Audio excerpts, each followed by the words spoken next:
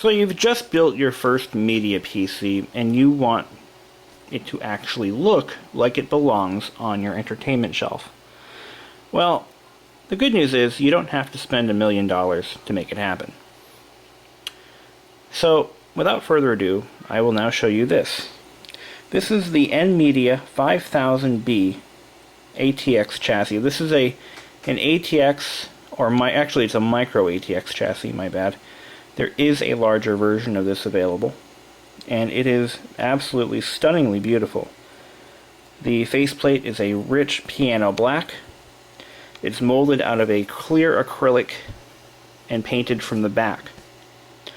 What I like about that is instead of having a black painted surface, which scratches easily, you have, and it actually doesn't really look as rich and deep. You have a clear surface with paint in the back of it, which shines through. It just looks better. It's easy to scratch, but just don't scratch it. Use proper cleaning techniques when cleaning it. So in this video, you're going to see me basically transplant the internal components of a 6-month-old desktop piece or tower system, originally built in an Antec 300 tower case. Beautiful case it was, but it just wasn't a media case. It didn't look right on this shelf, and it was just too damn big. So I went ahead and I bought this from Newegg for $50 plus $9 or $10 shipping and handling, and UPS dropped it off pretty quickly too, and I was able to start building it just a few days after ordering it, so hooray for quick shipping. Anyway, I'm going to do a quick overview. It has 4 hard drive bays. 2 of them are shock mounted, and the other 2 are mounted way up here in the top.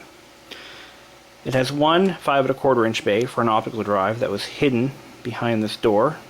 I'm currently actually ripping a DVD, so I can't open it, but this door flips down to reveal your optical drive.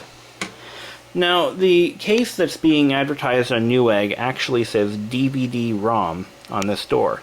This must be an updated version. Oh, there we go, get light there. And it actually says Blu-ray disc. Nice little feature. There is an optional 2-line LCD display that mounts just below the drive. That is a user installable option. It costs $35 and it lights up in blue. It actually runs off of one of the motherboard's internal USB ports. It also has a standard built-in media card reader behind this beautiful brushed aluminum door. This is an anodized black aluminum door that just snaps open to reveal not only the media card bay, but the 2 front USB 2.0 ports and a microphone and a speaker jack. That was one of the features that caught me off guard. I wasn't expecting that. I wasn't expecting such a high quality door in such an inexpensive case. But sometimes you win, sometimes you lose. Well, I won this time. A couple of other things about this case. I was a little harsh on my initial review when I started building the PC. I found that several aspects of the case were a bit flimsy. Mainly the back wall and the main chassis panel, or pan. What I found is that most of the rigidity, or torsion strength, however you want to put that, comes from the lid. The lid locks into the side covers fairly well. They're like maybe 4 or 5 fingers molded or stamped into the case that allow it to lock in place, and that prevents any twisting of the chassis. In fact, if I pick it up by the corner, it picks up pretty straight and there's no twisting. Remove that cover and it becomes almost as floppy as a sail on a boat. So don't be alarmed when you start building your case and you notice how flimsy the chassis is. Also, the back panel screws into the top cover and gives it all the strength it needs. So those are the two little issues I had with the case while I was building my system, but now they're completely resolved as I now know how the case is built. It does come with two rear-mounted fans and one intake fan on the side. The two exhaust fans are, I believe they're 20mm fans. They are small, they're hard to replace because of their size, they're hard to find. But you can buy them. I actually have a couple of micro ATX cases at work, and I've had to replace several of those fans, and they can be found on eBay. Not too expensive either. The case is a little bit louder than the Antec I had because the Antec had 120mm fans. This has an 80 and two 20s. So, you know, you trade off convenience and size for noise. It's worth it to me. It's not really that bad. I will be getting, by the way, that LCD panel. It allegedly displays data right from Windows Media Player. And if it's anything like the Antec display, I believe it can also display time as well. Construction is fairly simple. You've got a nice plastic front panel. The case is a fairly thin stamped steel. I had been comparing this case to an Antec. You really can't compare it to an Antec. An Antec is just built more precisely with heavier gauge steel and more attention to detail. This case, not as much, but it's still acceptable. It's actually very decent in quality. If I were to compare it to another manufacturer, I would say it's close to Foxconn.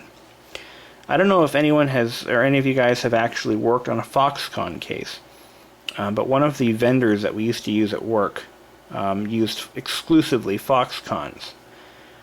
They weren't as good as Antecs, but they were probably about a step or two below. This case is nothing like an InWin case.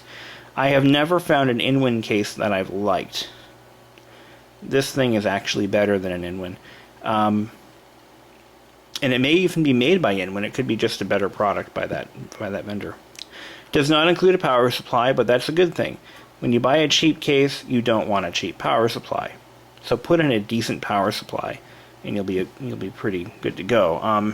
There's nothing worse than buying a cheap case with a low rent power supply that blows up and takes out your motherboard. That has happened to me, and some of my customers. But use your own power supply, of course, and you'll have a fairly trouble-free experience. I have nothing else to say, so I'm going to now start rolling the footage of the actual PC build, and you'll get to see exactly as it came out of the box, what I had to do, a few tips and tricks and pointers that I found along the way. One thing I'll just say up front, it is cramped in that case. If you like to manage your system wires, power, SATA, etc., you'll have a hard time with this one. I find that because of the flip-up drive tray, that has to, you want to keep that removable, so you don't want to start nailing down those wires and strapping them to things, because the first time you have to pull that apart, you'll get discouraged and it'll be a mess. So to keep that all movable, I had to leave those wires, out in the open, if you will. But I'm going to shut up now, and let's go ahead and see it come to life.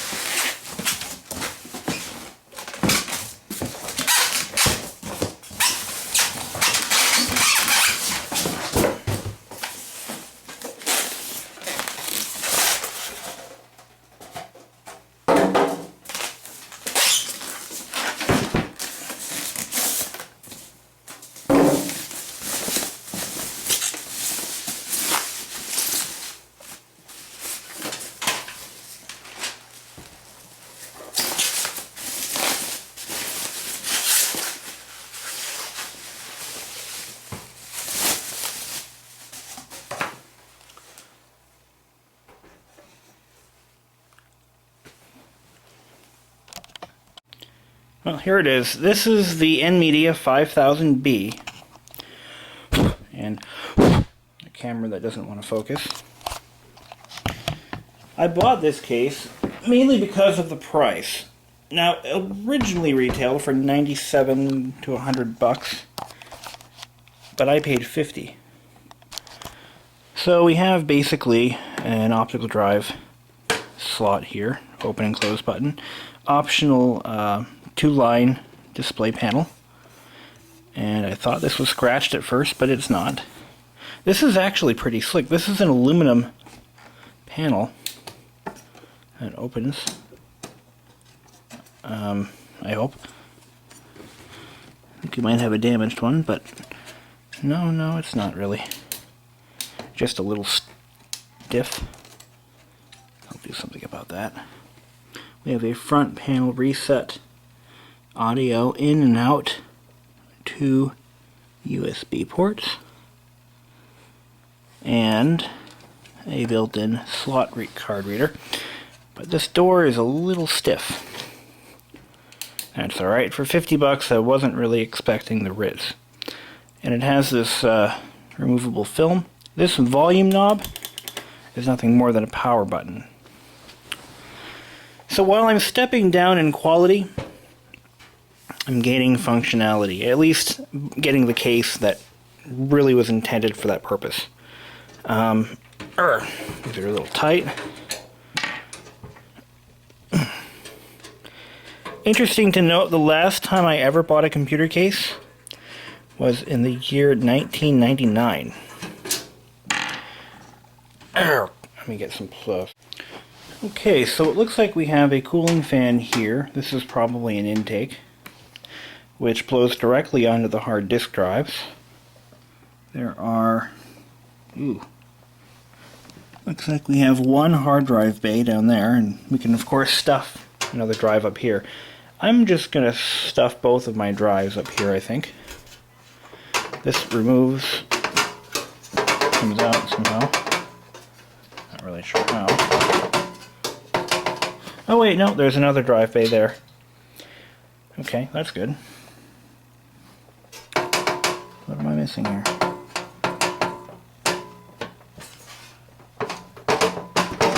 I'll have to figure that out. But here's the hardware kit. And the 2 cooling fans are powered straight off the 4-pin Molex bus. We've got our front panel connectors down there. USB connectors, there should be 2 of those. One for the card reader, one for the USB ports. Or 2. What in the hell is holding this on? I'm going to have to put the camera down here. There we go. And that, oh, I see how that works. It just pops up. Okay, cool. So here's our drive bay. We can fit our 2 hard drives in there. And we've got 2 USB connectors here. No, I'm sorry, 1 USB, 1 audio header. And those are the front panel and our other USB connector. And in the front here we have a spot for the optional display that I don't have. Overall, this is probably one of the cheapest cases I've ever seen, build quality wise, but you know, when you pay for beer, you get beer. You know, you get what you pay for. But that's okay. It's not like I'm going to carry it with me everywhere. It's just going to sit underneath the little entertainment shelf forever, and that's it.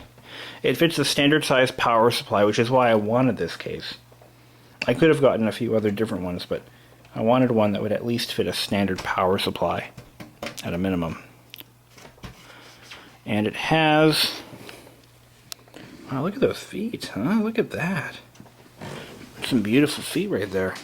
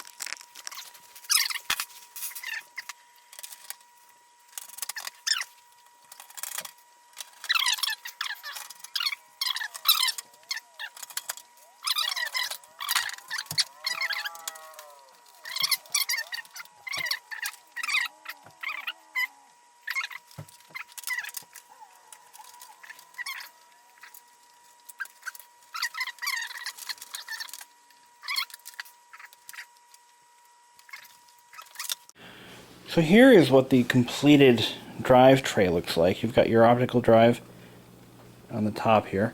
It's upside down. And you've got your physical mechanical discs here and here. And the drives are actually shock mounted. It's a very chintzy shock mounting system because they can be popped out of their holes very easily, but it works nevertheless. So if you have an SSD, you could put it actually in one of these two slots. Not entirely sure what these are for. They could just be spacers, but I'm not really sure about that yet. I don't know what would go there. But the SSDs, of course, don't require shock mounting, so they can be mounted up here if you so chose to do so. I should read the manual, which will tell me what these slots are for. But anyway. Alright, we're going to put this in place. I have to clean up this wiring, it's kind of a mess right now. And this is my one and only string of SATA connectors. Got to straighten up all that wiring. It's starting to look like a PC. I like the way it looks with the giant power supply in there. Power supply fan, yeah. Alright guys, you ready to see it? It's not pretty, but you get the idea. So we have crammed everything that was in that case into this one. It's not pretty. It's kind of hard to do proper cable management in such a compact case. So I had to do a little bit of creative things. The HD audio cable, for instance, is just run along the side of the case here, underneath those cards. It's not pinched, it should be free to move back and forth, and it is. The power supply cables, the unused ones especially, are bundled up in this wad here, and I just realized I have to run one over to the stupid card here, so I gotta, yeah, pull that apart.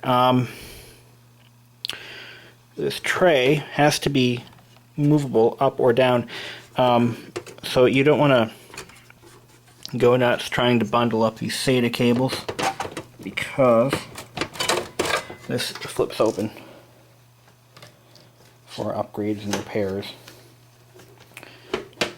So we're going to kind of leave that. And this cable had to be out more because of its location, so I couldn't bundle that where I wanted to. So I've got to run another power cable, so yeah. Here's a back view assembled. I also want to point out that it's extremely important that you put in every screw that's drilled out, because in this particular case, it's the top cover that provides support for this backplane. It's pretty sturdy now. It also provides support for the case as far as rigidity of the case. Because without this cover installed, or without these screws here, the case twists pretty badly when you pick up one corner. But with the cover in place, it's rock solid. So here's the front faceplate removed. If you need to add the optional 2-line display, this black piece of plastic peels off and you can then put that in.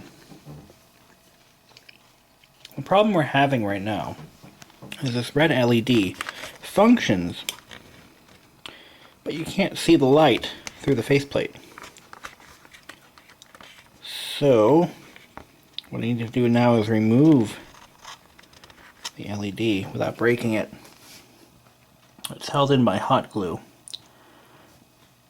And my thought is that there is a coating, in fact you can see it here, on the inside of the front faceplate, which is an acrylic plastic.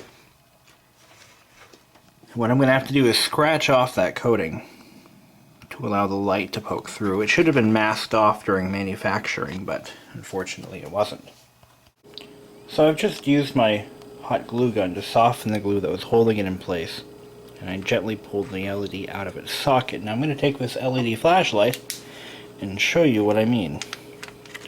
So I'm going to shine it through the hole where the light's supposed to be, and you'll be able to see clearly that nothing shines through. So we got to figure out what we're going to do to fix that. So I had a few ideas. One of them involved using acetone and a Q-tip to soften the plastic and the coating on the other side. That'll be messy. So I'm going to take a toothpick just to see if it's something that can be popped off easily. So let's see what we got here. Sometimes the coating is just a... No. It's going to be a bastard to remove. So what we're going to have to do is do something a little more creative.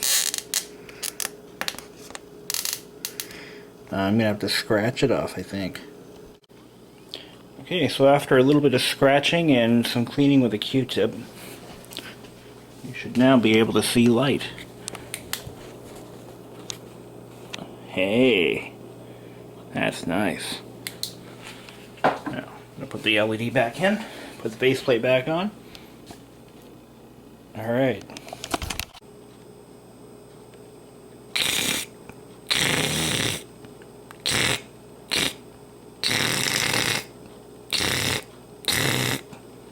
Alright.